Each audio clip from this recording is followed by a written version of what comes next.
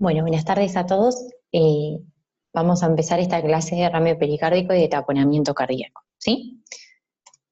El derrame pericárdico se puede definir como la cantidad de líquido pericárdico presente en el espacio pericárdico que supera el monto normal, que es de aproximadamente 50 mililitros. Esta definición es proporcionada por la Sociedad Argentina de Cardiología en el Consenso de Enfermedades del Pericardio en el 2017. Esta entidad puede ser un hallazgo o una manifestación de un trastorno cardíaco o sistémico, ¿sí? Y el espectro de esta misma puede ir desde una manifestación leve hasta el taponamiento cardíaco. Antes de continuar hablando, es importante repasar algunos términos. El pericardio está compuesto por dos estructuras, una pared fibrosa y una pared serosa.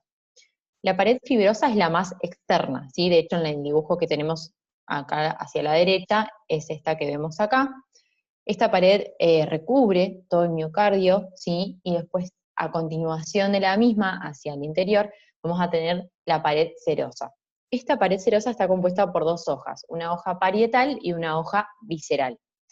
La parietal está inmediatamente pegada a esta pared fibrosa y forman una única estructura, ¿sí? Y después tenemos la hoja visceral.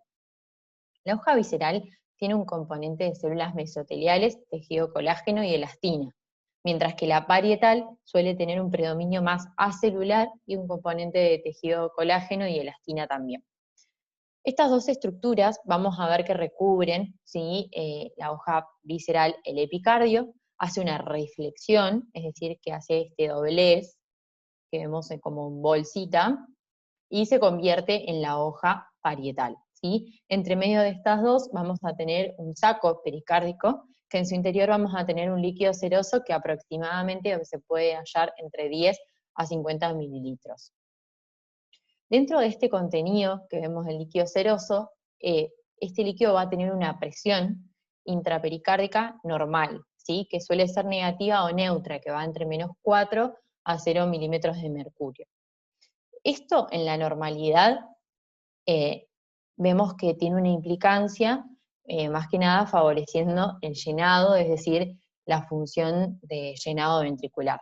¿Cuándo va a tomar relevancia? Cuando estas presiones y estos volúmenes en el saco pericárdico estén alterados, ¿sí?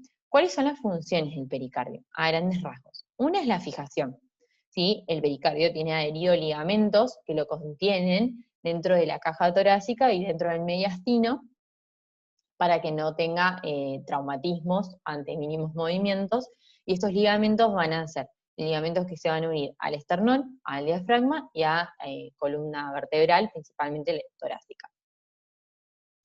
Va a tener una función de barrera, ¿sí? Como todas las serosas, sobre todo en la protección de infecciones. Tiene la función de lubricación, ¿sí? Este líquido que tenemos en el saco permite la movilidad, ¿sí? Del miocardio. Y tiene dos funciones que son las que toman más relevancia en esta patología, que es la función mecánica y la interacción diastólica. Para hablar de la función mecánica que tiene el pericardio, tenemos que hablar de un término que es volumen de reserva elástica pericárdica. ¿Qué es esto? Es la capacidad que tiene el pericardio de estirarse, permitiendo un aumento del volumen del 20%. Cuando el volumen en el saco pericárdico sobrepasa esta capacidad elástica, aumenta la presión intrapericárdica, ¿sí? Por lo cual, lo que vamos a ver más adelante es que depende el tiempo en que tarde en acumularse líquido en ese saco pericárdico y vencer ese volumen de reserva elástica, va a depender la repercusión hemodinámica, ¿sí? Por lo cual, la explicación que vamos a ir viendo de los derrames crónicos que no generan tanta repercusión para el nivel de volumen que tienen, es porque el pericardio, al igual que las otras estructuras cardíacas, sufren remodelado, y es por esto que toleran mayores volúmenes sin aumento de la presión intrapericárdica. Y otra de las funciones que tiene es la interacción diastólica, ¿sí? La presión intrapericárdica, como dije recién, suele ser negativa o neutra, ¿sí? Y tiende a facilitar el llenado de las cámaras cardíacas. A medida que aumenta la presión intrapericárdica por encima de 7 o de 10 milímetros de mercurio aproximadamente, se empiezan a invertir los gradientes transmulares en diástole, pudiendo provocar movimientos de las paredes hacia adentro, ¿sí? Con esto limitando el llenado, provocando una caída del volumen latido, que puede ser crítica cuando aumenta la presión intrapericárdica a más de 20 milímetros de mercurio, ¿sí? O sea, recordemos esto de que la presión al ser negativa favorece la dilatación y la llenada del ventrículo, mientras que cuando las presiones se intercambian y aumentan, no permite esta dilatación y se empieza a comprometer el llenado diastólico. Con respecto a la fisiopatología, esto va a tener que ver con los dos trastornos, ¿sí? Tanto con el derrame pericárdico como para el taponamiento cardíaco. ¿Por qué se produce el aumento del líquido en el saco pericárdico o por qué tenemos mayor volumen? Principalmente por dos situaciones muy simples. Una es el aumento de la producción del líquido pericárdico. Y esto se da, por ejemplo, en pacientes que están cursando un proceso infeccioso, en el cual vamos a tener un aumento de líquido y generalmente el hallazgo va a ser un exudado. O también puede ser por la disminución en la absorción. Esto sucede muy frecuentemente en pacientes, por ejemplo, con insuficiencia cardíaca, con cirrosis, síndrome nefrótico, que aumentan las presiones venosas y con esto disminuye la absorción del líquido. Obviamente puede ser la combinación de ambas. El derrame pericárdico, ¿cuándo va a tomar mayor relevancia? Cuando haya una repercusión hemodinámica. ¿Y de qué va a depender esta repercusión? Principalmente de la presión en el saco pericárdico y de la capacidad del miocardio para compensar esta situación, ¿sí? Entonces, la presión en el saco pericárdico va a depender de la cantidad de líquido y de la relación presión-volumen que genere ese líquido. Entonces, la cantidad de líquido nos va a repercutir, depende de cómo se acumule, si de forma súbita o aguda, o de forma crónica, ¿sí? Por esto el remodelado, ¿sí? Cuando el líquido se va acumulando más paulatinamente, no genera, ¿sí? No sobrepasa el volumen de reserva elástica del pericardio, se va remodelando y van tolerando mayores volúmenes sin cambio de las presiones. Mientras que de forma súbita lo sobrepasa y es ahí que aumenta la presión. Y esto genera una relación presión-volumen, que es lo que vengo mencionando, ¿sí? A pequeños cambios de volúmenes hay grandes modificaciones en la presión pericárdica, ¿sí? Repercutiendo ampliamente en la función cardíaca. Y la capacidad del miocardio para compensar, esto va a depender de cada paciente, pero lo que va a desencadenar como respuesta primaria es una estimulación simpática con supresión parasimpática, generando taquicardia y aumento de la contractilidad. ¿Para qué? Para mantener un gasto cardíaco y una TA. Obviamente, como toda compensación, llega a su límite y va a desencadenar bajo gasto cardíaco e hipotensión, y ahí es cuando tenemos un shock asociado a estas causas. Toda esta fisiopatología está explicada y fue sacada del Tratado de Cardiología de Brown en 10ª edición. Acá, como para ejemplificar este gráfico, ¿sí? Lo que menciona es esto de los cambios de volúmenes y la repercusión en la presión, ¿sí? Entonces tenemos una relación presión, volumen y distintas situaciones, un episodio agudo o episodios crónicos. Entonces vamos a ver que en lo agudo, vamos a ver que se vence el volumen de reserva elástico pericárdico y empieza a aumentar ampliamente la presión a poco volumen, ¿sí? Y esto va a predisponer a un taponamiento cardíaco. Mientras que en un fenómeno crónico, el aumento de volumen es más tardío, fijamos, podemos ver que es mucho más amplio la cantidad de volumen que podemos encontrar en el pericardio, hasta que finalmente sobrepasa ese volumen también de reserva, pero es mucho mayor el volumen que requirió para poder tener que aumentar la presión intrapericárdica y ahí recién predisponer un taponamiento cardíaco. Ambas situaciones, tanto la aguda como la crónica, pueden desencadenar en un taponamiento cardíaco, ¿sí? ¿Cómo se va a clasificar el derrame pericárdico? Esta clasificación incluye en algunos términos al taponamiento, ¿sí? Principalmente según el tiempo, en agudo, subagudo o crónico. Todas las bibliografías coinciden principalmente en el tiempo del crónico, que es más de 3 meses. En cambio, en el agudo subagudo, no todas las bibliografías describen el tiempo necesario para poder estratificarlo, ¿sí? Más que nada, algunas guías europeas marcan que el agudo, el límite son 7 días, desde minutos a 7 días, y el subagudo hasta los 3 meses previo a que se convierta en crónico. La distribución puede ser loculado, sí, es localizado, y circunferencial. Esto aplica también para taponamiento.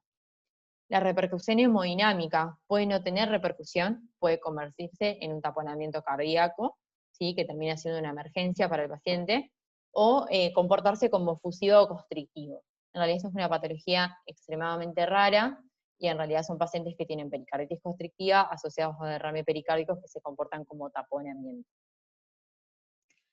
También se lo puede clasificar según su composición en exudado, trasudado, hemorrágico, pilopericardio, piopericardio, que tenga contenido de aire y gas. Esto uno puede asociarlo a principalmente infecciones de algunos microorganismos, y según el tamaño, que lo dejé para el último porque en realidad lo vamos a hablar más adelante. Esto se va a medir con ecocardiografía y se va a dividir en leve, moderado, severo, pero lo vamos a hablar más hacia adelante. La etiología. Primero que nada, aclarar que, por ejemplo, el Tratado de Bramwell aclara que estas etiologías que se van a mencionar se comparten para todas las enfermedades del pericardio. Lo que va a diferenciar en cada entidad es la frecuencia de cada una de ellas, es decir, el orden que se le coloca. Pero las mismas etiologías están en todas las enfermedades del pericardio, ¿sí? Este cuadro está sacado del consenso de enfermedades pericárdico de la SAC, que nos coloca como principales causas de derrame pericárdicos a causas infecciosas y no infecciosas. Dentro de las infecciosas vamos a tener, por ejemplo, virales como Coxsackie, HIV, bacterianas TBC, que la TBC toma mucha importancia en estos casos, más que nada por el pronóstico que genera cuando uno sospecha que la causa es tuberculosa, y también tenemos de causa de hongos o parásitos. Dentro de las no infecciosas vamos a tener las hemodinámicas, ¿sí? Insuficiencias cardíacas, hipertensión pulmonar, hipoalbuminemia, metabólicas, como en el caso de uremia, mixedema, enfermedades inflamatorias sistémicas, lupus, artritis reumatoidea, síndromes de lesiones pericárdicas, complicación de postinfartos, pospericardiectomía, tumores metastásicos, traumatismos, que acá puede ser una lesión torácica penetrante, no penetrante, o los iatrogénicos, ¿sí? Por algún procedimiento, radiación mediastinal, que puede ser previa o recientemente, tumores primarios, como el mesotelioma principalmente, y fármacos. Hay que saber que el 20% de los derrames pericárdicos que son sintomáticos, severos, y no se les encuentra una causa aparente, la sospecha es neoplásica. Dentro de la clínica de los derrames pericárdicos, muchos de ellos son asintomáticos, ¿sí? Y terminan siendo un hallazgo dentro de los exámenes complementarios. Y dentro de los síntomas, ¿cuáles podemos mencionar? Disnea de esfuerzo, dolor torácico, que generalmente lo manifiestan como un malestar, perdón, como una molestia precordial, y en muchos de estos casos son asociados a pericarditis. Síntomas compresivos, disfagia, náuseas, ronquera, hipopalpitaciones, o que la etiología sea infecciosa, entonces se va a asociar a fiebre, tos, debilidad o anorexia. Y dentro de los signos que podemos encontrar van a ser taquicardia y hipotensión, según el compromiso hemodinámico que generen los derrames, ¿sí? Recordemos que no importa el volumen que tenga este derrame, sino la repercusión que genere por el aumento de la presión intrapericárdica. Disminución de los ruidos cardíacos, el toque de punta puede ser difícil de palpar, y aumento de la presión venosa yugular. Algo muy importante es que el examen físico en la mayoría de los casos suele ser normal. Bueno, ahora vamos a continuar un poquito con taponamiento, ¿sí? El taponamiento cardíaco, ¿cómo se define? Como un síndrome clínico hemodinámico, potencialmente mortal, que resulta de la compresión del corazón por la acumulación de líquido en el espacio pericárdico, elevando la presión intrapericárdica, que sobrepasa la presión de las cavidades cardíacas, impidiendo su llenado. Acá vamos a evidenciar otra vez la etiología. En realidad la etiología podemos ver que son las mismas que mencioné anteriormente, lo que cambia es el orden. Clínica. ¿Cómo el taponamiento se manifiesta? Con disnea, dolor torácico, tos seca. Como signos vamos a encontrar taquicardia y taquipnea. Los ruidos cardíacos suelen ser hipofonéticos o ausentes, con distensión venosa yugular, y acá vemos el yugulograma, en el cual vamos a ver que va a haber un mayor compromiso de los valles, tanto de la X como de la Y, principalmente de la Y, en donde se ve claramente repercutido el llenado ventricular. Podemos ver pulso paradójico, el pulso paradójico, en el cual se genera por un descenso mayor a 10 milímetros de mercurio de la tensión arterial sistólica durante la expiración. Y en este último gráfico vemos cómo hay una variabilidad de esa tensión sistólica durante la inspiración y la expiración, y esto se debe al movimiento del septum interventricular que vamos a ver más adelante. Y también podemos tener signos de bajo gasto. Hay una famosa triada, que es la triada de Beck, que es la asociación de hipotensión, ruidos cardíacos ausentes, presión venosa yugular elevada, pero en la realidad es que no en todos los pacientes coinciden todos estos signos al examen físico a la vez. Dentro de la clínica, el taponamiento cardíaco puede instaurarse de forma aguda o subaguda. Aguda es en minutos. Las etiologías que más lo generan son traumatismos, rupturas de pared postinfarto y disección de aorta. Y se manifiesta con cianosis, vasoconstricción, oliguria e hipoflujo cerebral. También puede ser subaguda, que acá ya es más paulatino, puede llevar días o semanas. Y las etiologías pueden ser neoplasias, uremia e idiopáticas, son con las que más se los ha hallado. Y los síntomas son diferentes, son disnea, dolor precordial, edemas periféricos, y con esto es más que nada una compensación por el aumento de la presión venosa que se generan los edemas periféricos e hipotensión. Con respecto a los edemas hay que tener precaución, ¿sí? Porque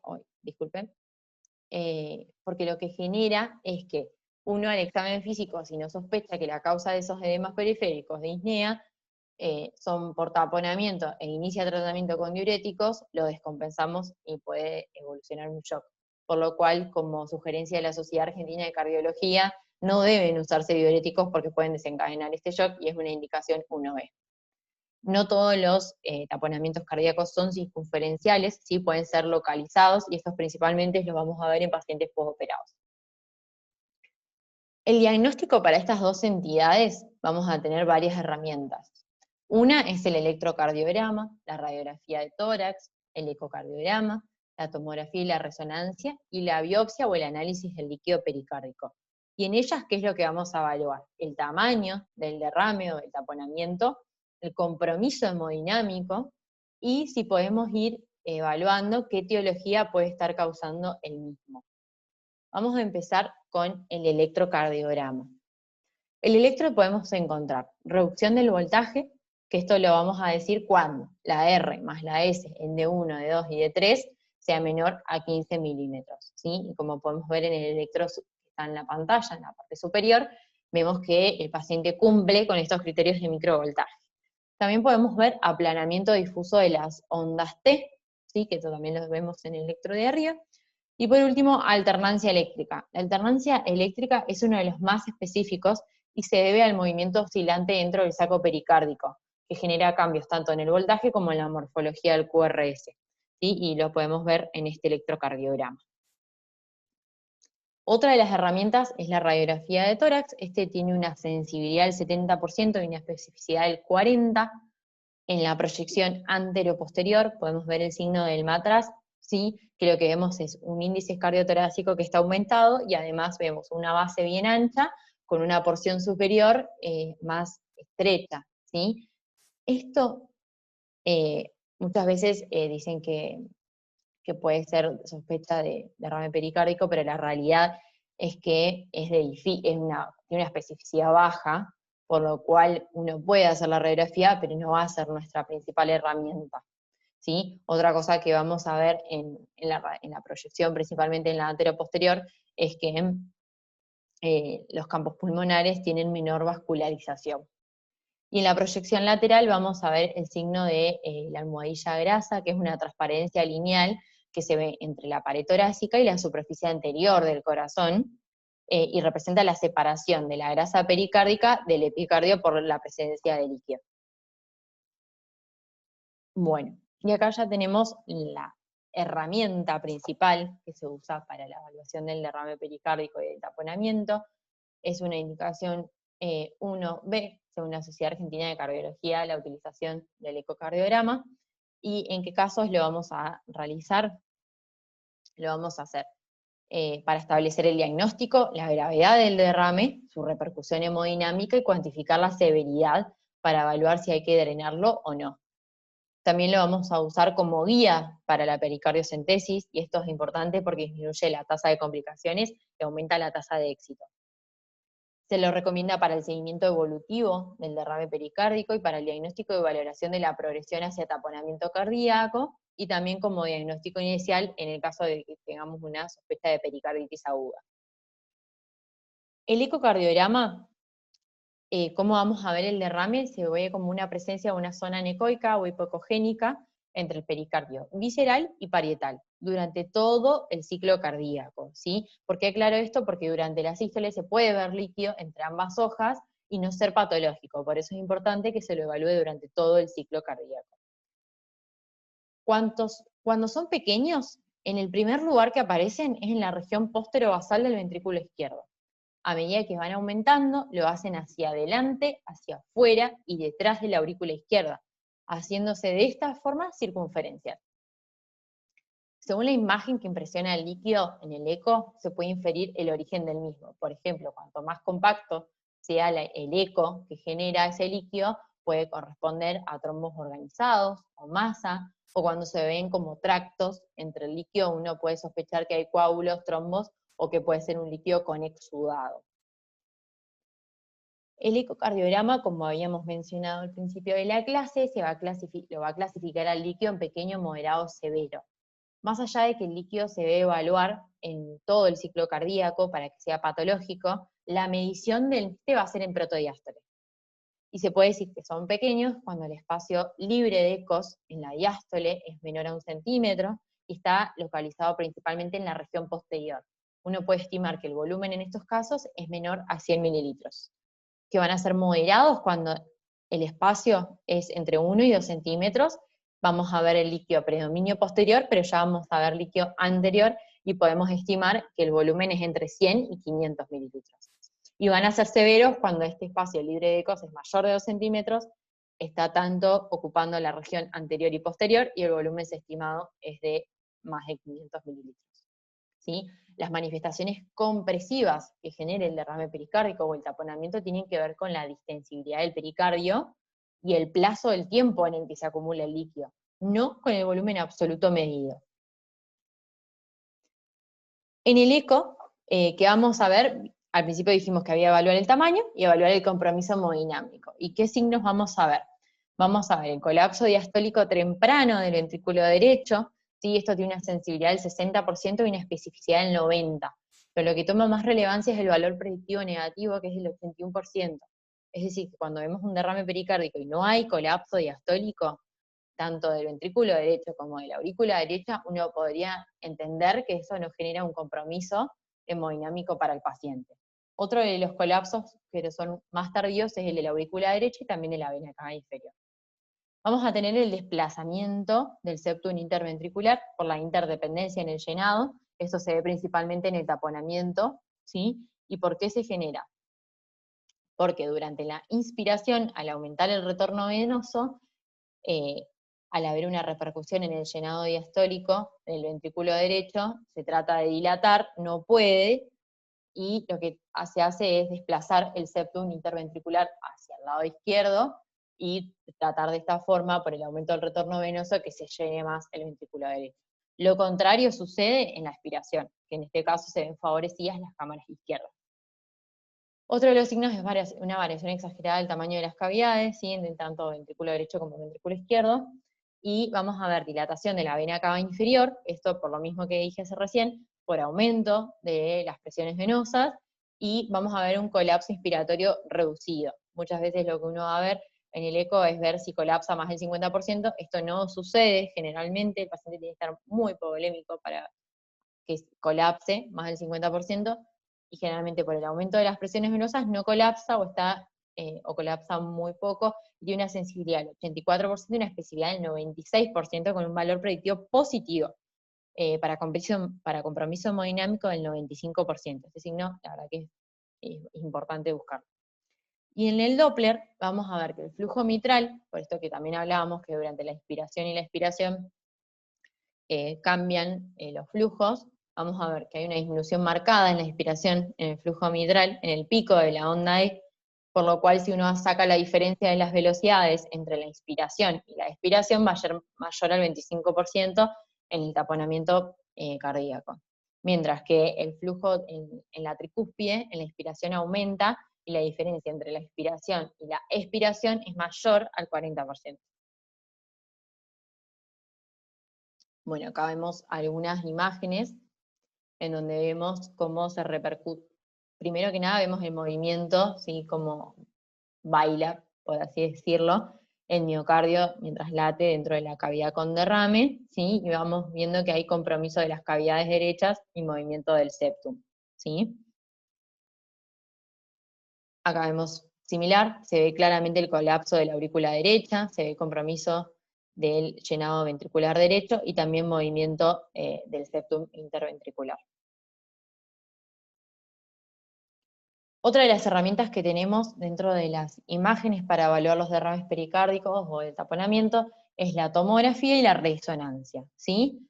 En este caso, por ejemplo, hacia la izquierda vamos a ver una tomografía en donde tenemos un derrame, incluso tenemos asociado un derrame pleural. Uno en este caso, más allá de que no conocemos la clínica del paciente, que es muy importante, podríamos pensar en una serositis, por ejemplo.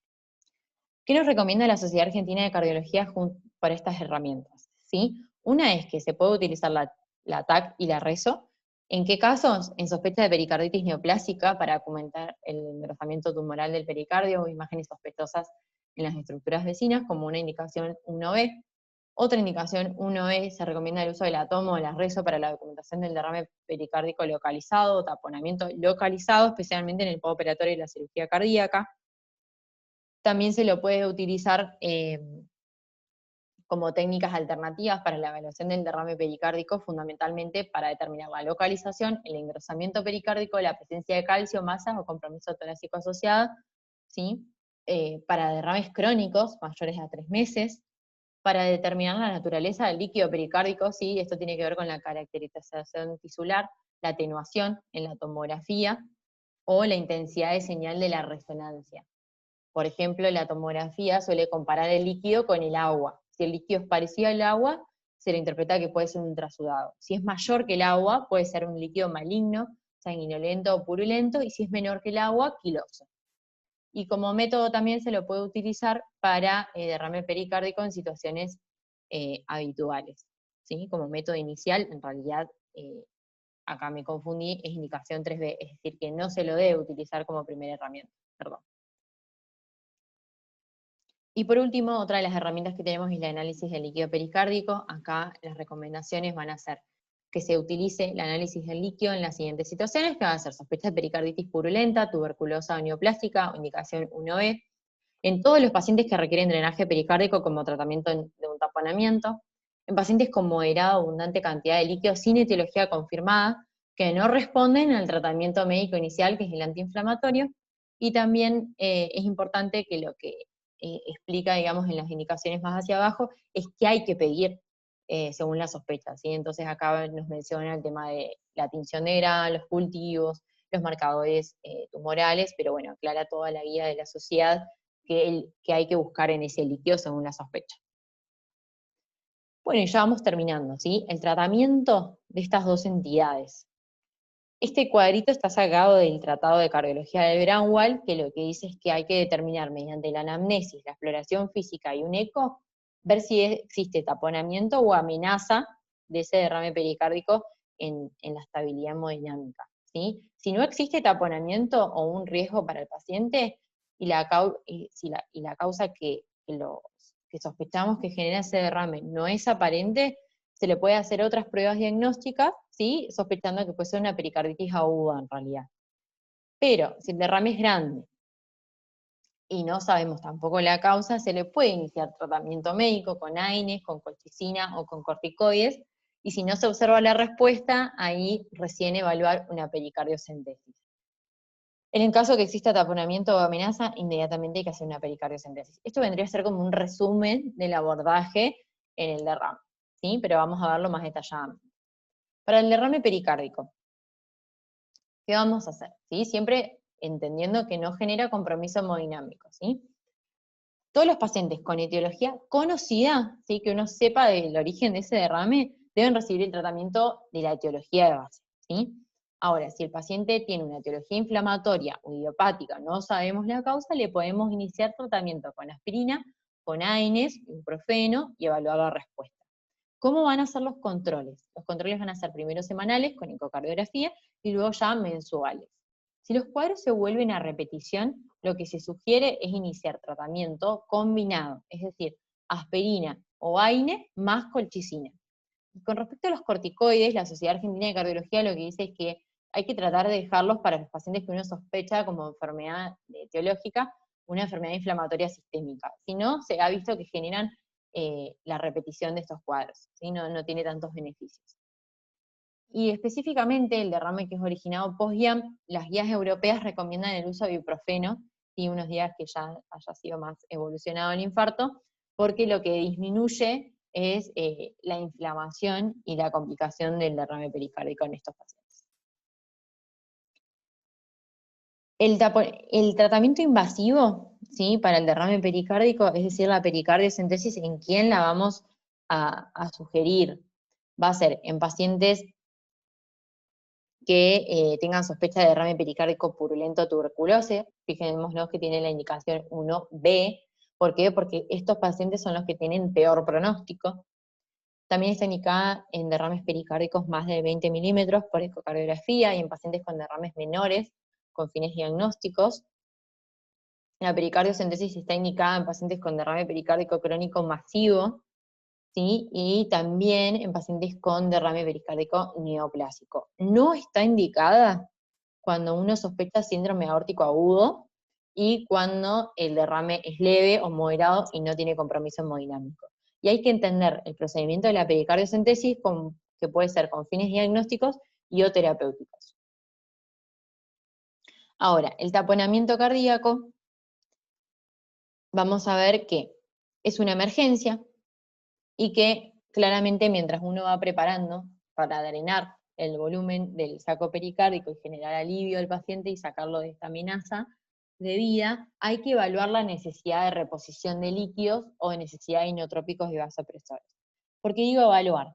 Porque en realidad no todos los pacientes van a tener hipovolemia asociada con el requerimiento de líquidos, ¿sí? Y lo que aclara tanto el Braunwald como la Sociedad Argentina de Cardiología es que, incluso también la americana, es que la reposición de líquidos uno la puede aportar, pero realmente va a ser beneficioso, como en todos los pacientes, cuando se lo interprete que asociado tiene una hipovolemia.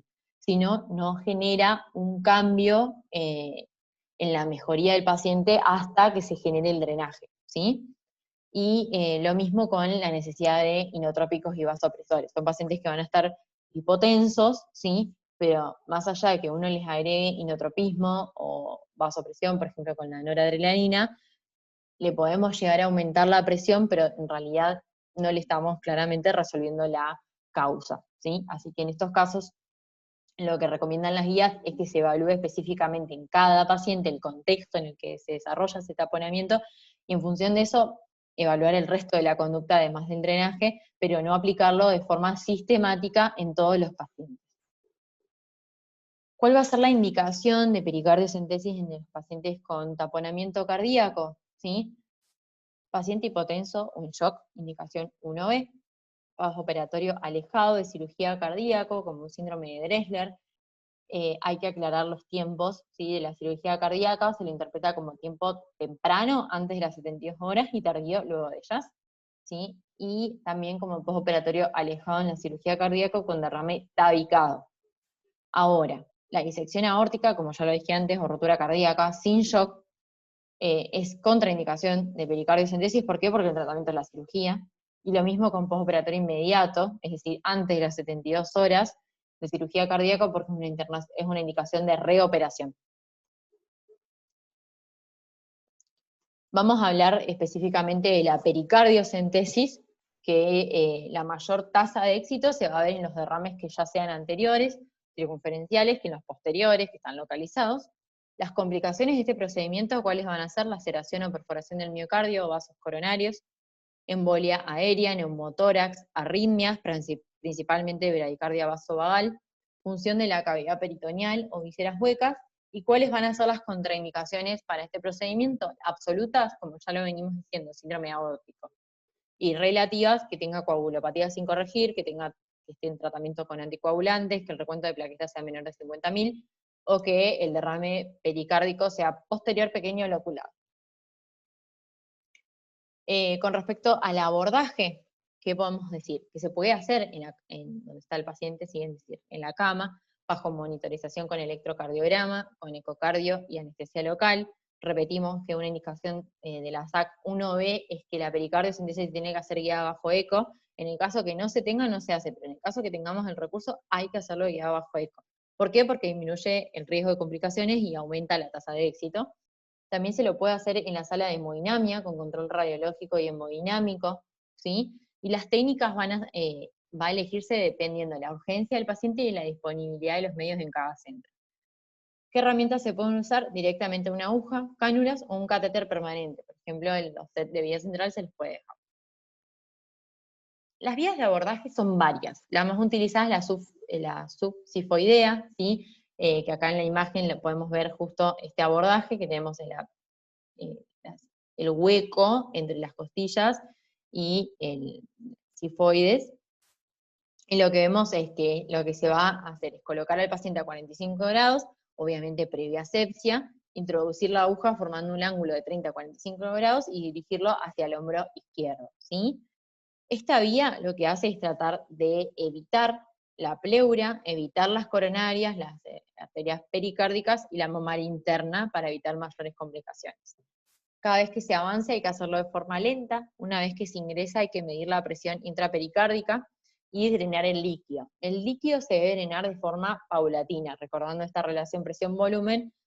A medida que uno extrae líquido, por más pequeño que sea, la repercusión en la presión va a ser importante, ¿sí? Por lo cual no hay que sacar más de 1 litro de una vez, porque esto puede generar el síndrome de descompresión súbita, que es una dilatación brusca del ventrículo derecho y mayor descompensación del paciente. ¿Cuándo vamos a hacer pericardiectomía? Cuando la pericardiocentesis fracase, ¿sí? Cuando tengamos un derrame loculado y se necesite una muestra, y cuando haya que tener biopsia del tejido sí o sí. Bueno, esta es la bibliografía que utilicé y muchas gracias a todos por escuchar. Cualquier duda que tengan, se la preguntan al jefe de residentes.